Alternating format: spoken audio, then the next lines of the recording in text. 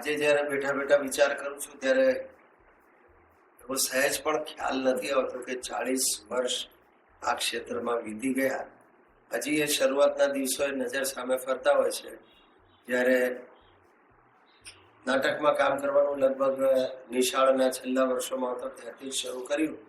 ત્યાર પછી કોલેજમાં પ્રવૃત્તિ કરી અને સતત 1973-74ની આસપાસથી વ્યવસાયિક રંગભૂમિ જેને કહેવાય ગુજરાતી એનું મુંબઈમાં એમાં સંકળાયો અને આટલા વર્ષોની મજલ કાપી નાખી.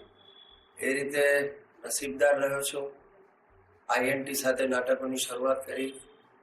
પ્રવીણભાઈ જોશી સાથે કારકિર્દીની શરૂઆત થઈ અને સરિતાબેન સાથે ઘણા નાટકો કર્યા. પણ પહેલેથી જ રંગદેવતાની મારા ઉપર ખરેખર કૃપા રહે છે અને પ્રેક્ષકોનો પ્રેમ. કોઈ પણ કલાકાર ટકી રહે છે એની પાછળ પ્રેક્ષકોનો પ્રેમ જ હોય છે.